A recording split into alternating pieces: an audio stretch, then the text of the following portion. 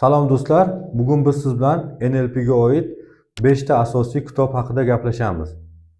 Ko'pchilik savol beradi, NLP ni kitobdan o'rgansa bo'ladimi? Shaxsiy tajribam shuni ko'rsatadiki, NLP bu o'zi amaliyot. NLP ni biz amaliyotda, treningda o'rganganimiz yaxshi. Agar treningga borish, treningda qatnashish imkoniyati yo'q bo'lsa, NLP kitoblaridan foydalansak bo'ladi. Faqat qaysi tartibda va qaysi kitobni birinchi boshlashni bilganimiz yaxshiroq. Chunki NLP kitoblari sal qiyinroq tilda yozilgan. Eng to'g'ri start, ya'ni boshlash uchun eng birinchi kitobi mana qo'limda turibdi. Bu Iz Ligushki в принципе degan kitob. Muallifi Jon Grinder va Richard Bandler. Bu kitob hajmi jihatdan kichkina kitob hisoblanadi. Bu oddiy nazariya emas. Bunda Jon Grinder va Richard Bandlerlarni to'liq seminarni bu kitobga tushirgan. Bu kitob birinchi navbatda insonlar o'rtasida kommunikatsiya, ya'ni muloqot qilish ko'nikmalarini o'rgatadi. Bundan tashqari bu kitobda yakrlash haqida, ya'ni insonlarning funksional holatini o'zgartirish, tez resursli holatga kelish va undan tashqari shaxs qismlari haqida gaplashib o'tilgan. Xullas, bu kichkina kitobcha NLP ning to'liq mohiyatini qamrab oladi. NLP ni endi boshlaganlar uchun bu juda qulay kitob hisoblanadi. Ikkinchi kitobimiz NLP ni chuqur tushunish uchun mo'ljallangan. Muallifi Bob Boderhammer va Michael Hall. Bu kitobning nomi Большая энциклопедия NLP.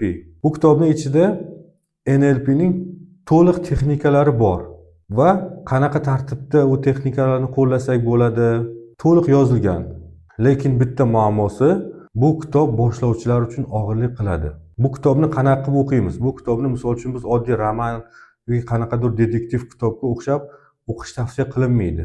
Bu kitobda NLP texnikalarini o'rganishga oid mashqlar ham berilgan. Bu kitob NLP ni chuqur o'rganmoqchi bo'lganlar uchun ideal hisoblanadi. Ana endi 3-kitobimiz bu Struktura magiya.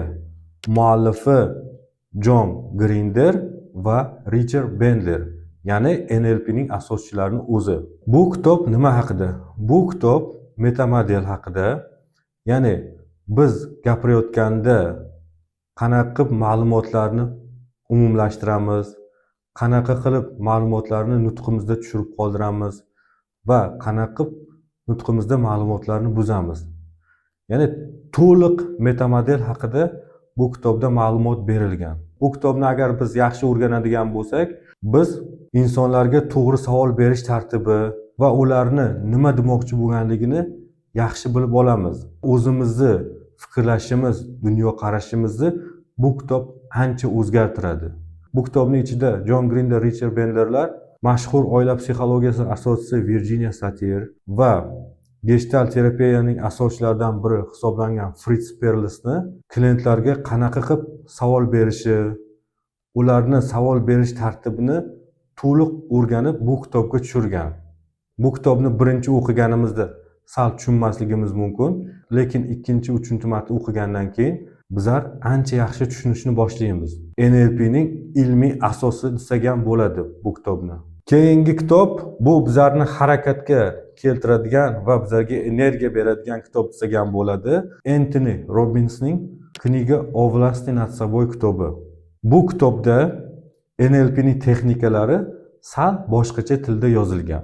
Lekin juda chiroyli misollar bilan Anthony Robinson bu texnikalarni yoritib bergan. Va 5-kitobimiz, bu kitobning nomi Fokus yozika. Muallifi Robert Dilts. Bu kitob insonlarga ta'sir qilish, insonlardagi e'tiqodlarni o'zgartirishga yordam beradi. Bu kitobda 14 xil nutqiy texnika mavjud.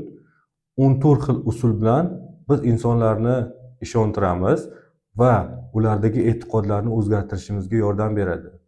Bu kitobni savdo-sotiqda ishlaydiganlar va umuman insonlarga juda katta yordam beradi. Hattoki oilaviy munosabatlarni yaxshilashga ham bu kitob yordam beradi. Bu kitobda psixologik frame va frame turlari haqida ham gapirilgan. Juda kuchli kitob hisoblanadi. Endi eng muhim savol, qaysisidan birinchi boshlash kerak?